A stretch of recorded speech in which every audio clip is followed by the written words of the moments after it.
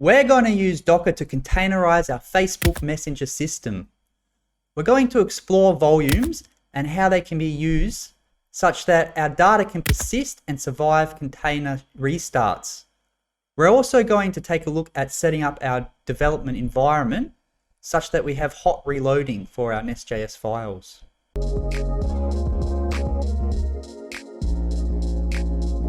We're going to Dockerize the NestJS API gateway and also the auth microservice that we created locally, and we're going to move them each into their own container. We're also going to have RabbitMQ in its own container and allow them to communicate through that server. RabbitMQ is going to have a GUI for it, the dashboard admin page, and then we're also going to connect our database to our auth server, and we're going to use TypeORM for that. And then we're going to have PostGres in its own database, in its own container, and PostGres is also going to have its own admin dashboard.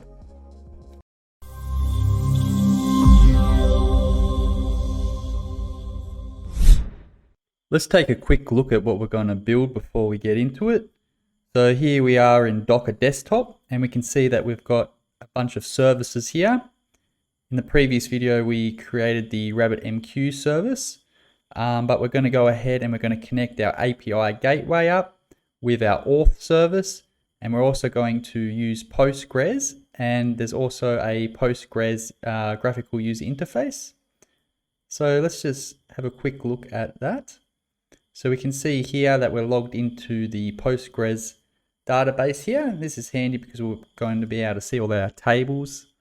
We can see that RabbitMQ is still up and running, and we can come here and we can see that our application is still running. So we're going to look into volumes, and that's going to allow us to not only persist our data so that it survives container destruction, but it also makes development a lot easier because we can have hot reloading.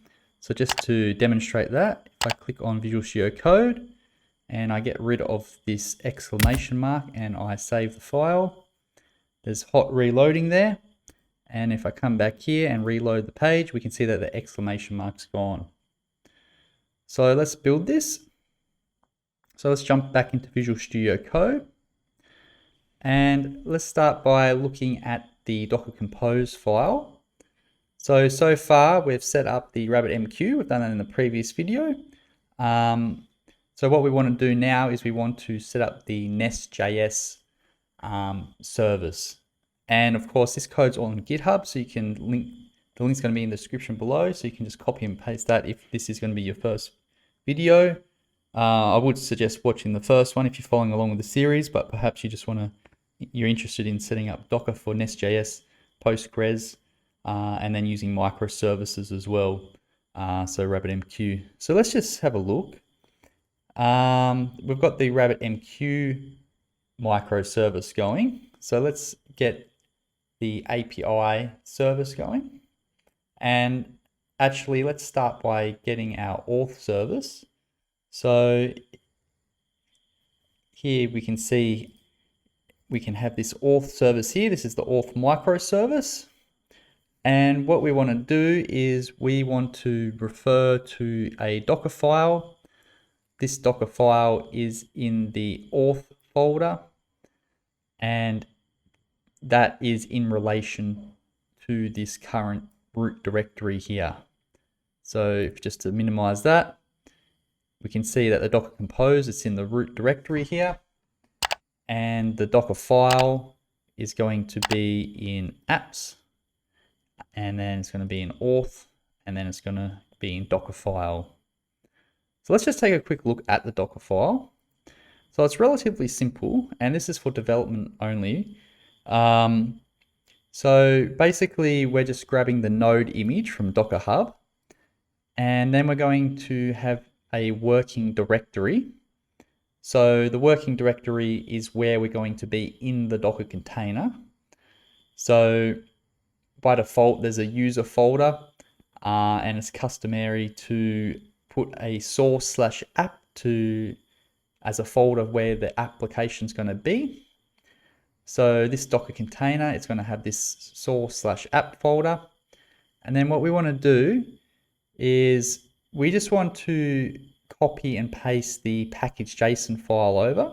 And I've got package star.json because it's also going to copy and paste the package lock.json file over. And that's going to go into the container. So basically, you can imagine the container as a separate server. And then there's this folder here. We got the package.json file, which means we're able to run an npm install. That'll create the node modules on the container. And then we can go ahead and we can just copy all of our source files over into that. So that's going to run here when we reference the Docker file. And then we're going to have some environment variables. Now we're going to set that up in a moment. So one thing to note though is that in the environment variables, we need to change the RabbitMQ host from a local host to RabbitMQ :5672. And that's because we're no longer having our NestJS servers running on our local machine. They're going to be interacting through containers.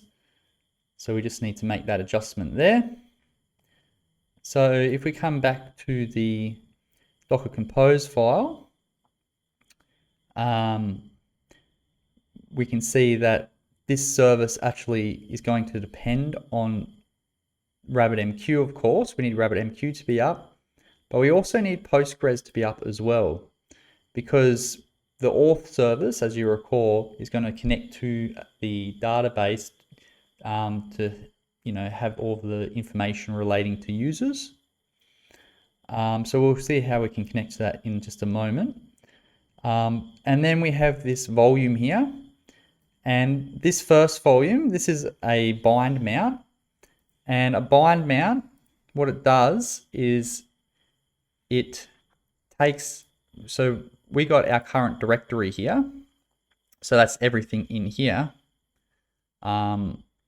And if we make any changes, we want those to propagate to the container, as you saw at the beginning of the video. So we can bind that to this user source app file, and note that's the same as the working directory. So what we've done is this project is essentially going to be on a container, but we can bind all of the files that are in this directory to that container. Thus, if any changes happen here, they'll be reflected in the Docker container, and then through the ports that we're going to have in the API gateway, that will allow that to be seen on a client. So that's the bind mount. Then we have an anonymous volume, and an anonymous volume is basically it's going to be on in the container, but in an unknown location. And we don't really need to know the location of where it's going to be. All we care about is it saves the data. So in this case, it's not too serious, but this becomes more useful when we look at the database, because if you have a database and you have data, you can imagine if you want to redeploy, you won't want your data to be lost. But here, it's handy to have these node modules in here. It's not necessarily for the node modules themselves, although the node modules files can be quite large. It's more that with volumes in Docker, if you have a more specific file path, so this particular volume or bind mount is user/source/app, this is more specific. The more specific one takes precedence in Docker. So what that means is if we make any changes to our node modules in here, they won't necessarily be reflected. So we can just rerun things. So if we want to start the container, we can see that this Docker file, it's done all of the getting the files onto the container and installing the node modules. We still need to run the container. So it's a NestJS server. So we can just run npm run start dev, and then we can just reference the auth. And it should be noted that if you're in production, you might also want to have a command in here which copies all the built files. It builds the files for production, and then there's a command to run the built one. That's relatively trivial. We can add those in at a later stage because we're just focusing on development. But the important note there is that this command will actually overrun a command you might see here. Oh, went into Ty.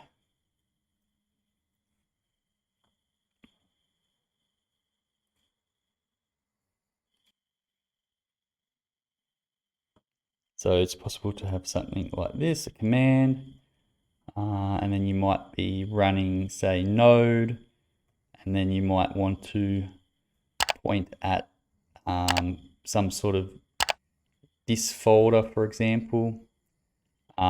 We have microservices, so it might be a little bit more specific. So it might be this apps API or auth / main, and then you can run that command.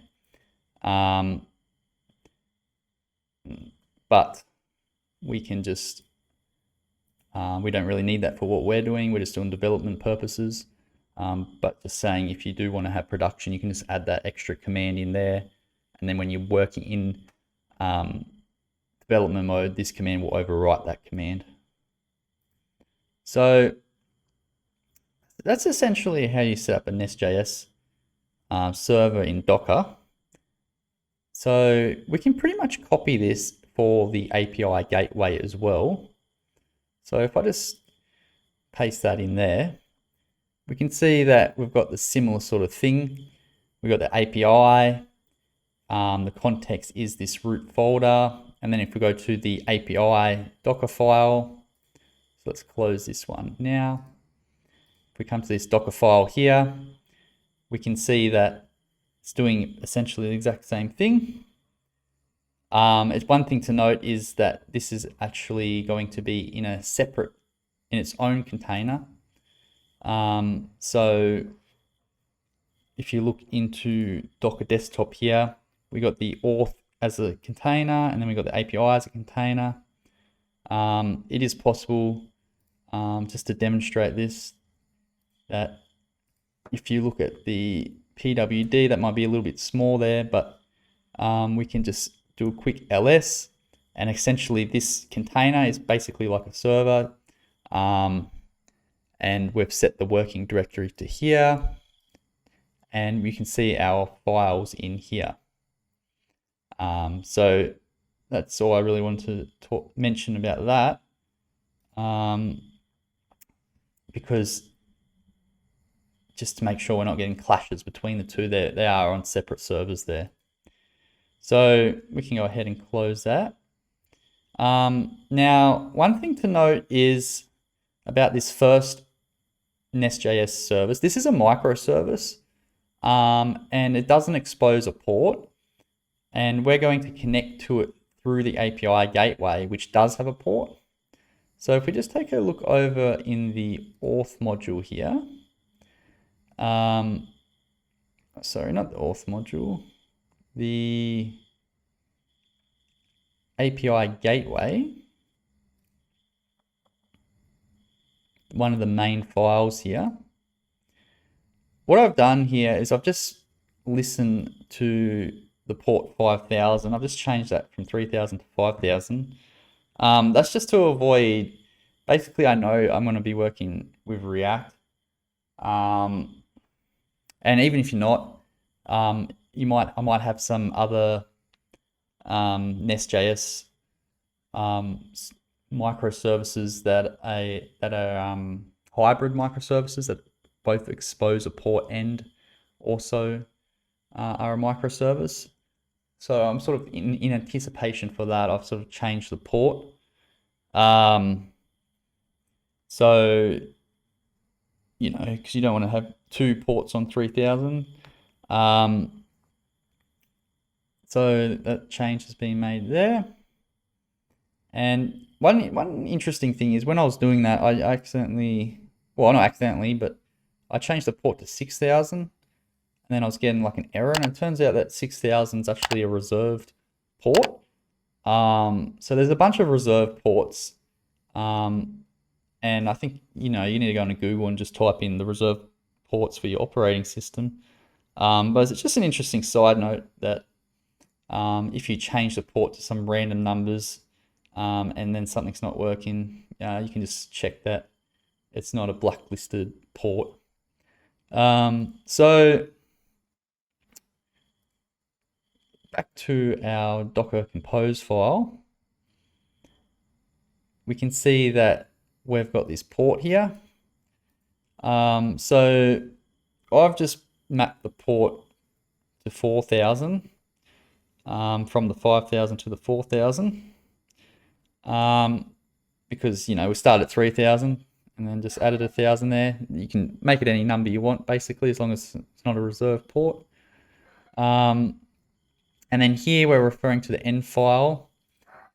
Now, once again, this is depending on RabbitMQ, and RabbitMQ has this RabbitMQ host variable here. It's also going to have some, well, in the case of the auth API or service, it's going to have the Postgres dependency there. The API gateway, it won't need that. So we don't necessarily need to have that Postgres dependency, but we do have this auth dependency. And the reason for that is we want to start our microservice first. And then after we start our microservice, then we want to start our API gateway. And that just ensures that everything is configured properly. So we can have that dependency there. Now, once again, we have the same sort of volume with the same justification as before. So we don't really need to elaborate on that again. It's just to make sure that the changes here reflect in the Docker container, and then they can be accessed. And then we're just running this command here to start dev, but for the API this time. So one thing to note is we got this Docker ignore file, and basically we don't want to necessarily copy the node modules on our local host machine over. So we got the node modules on our host machine, and then we got the node modules in the container, but they're sort of two separate things in a way. They should be the same, unless you install a new package, in which case you want to rebuild. But basically, we don't want to do that in the container, like as we're building it in the Docker file, because, you know, that's a bit too long. We run the npm install in the file, sorry, in the container. So there's no real need for that. So we just blacklist that in the Docker ignore file. We also don't want the dist folder or any of these environment variables here. So I've got this wildcard.env.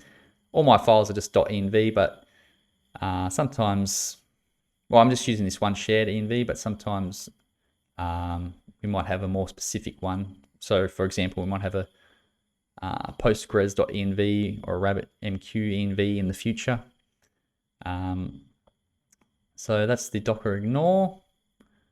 So I guess what we want to do is we want to set up the Postgres. So let's just uncomment that. Basically, this is quite simple. There's just a Postgres image that we can use. And then we can refer to some environment variables. And this is just going to be mapped from the port 5432. That's just the default port for Postgres. And then that's going to be in the container. So we're going to map that to our host machine, so then we can access it on our host machine. But the environment variables, this is where most of the stuff's been set up here. So we can come into here, our environment variables. And again, you can split this up into separate files, but for now, we might refactor this later, but for now, this will be good enough. So basically, we've got the Postgres user, which I've just set to user. We've got the Postgres password, which I've just set to password. And then we've got the Postgres database, which we're calling messenger. So these three here, these sort of pertain to this Postgres environment file, because that's what they'll be looking for. And there's actually another one, because we've got the GUI as well. So the last one here is the Postgres admin service. Now this comes from an image here, dpage/pgadmin4. And this is obviously, it's going to depend on our database. So we need our database to be running before we can view it. So we need to be able to see that. So we have this depends on there. And once again, we're referring to the environment variables. Now this pgadmin is on port 80.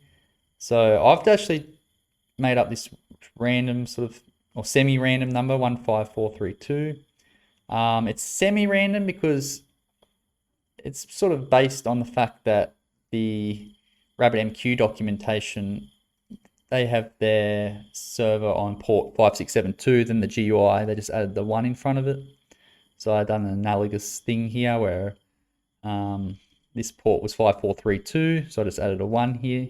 But of course, this could be any port you want. That's not reserved. So yeah, so that's basically how you get the Postgres container up. Now, of course, we haven't actually connected to the container, and that's where this variable comes in handy.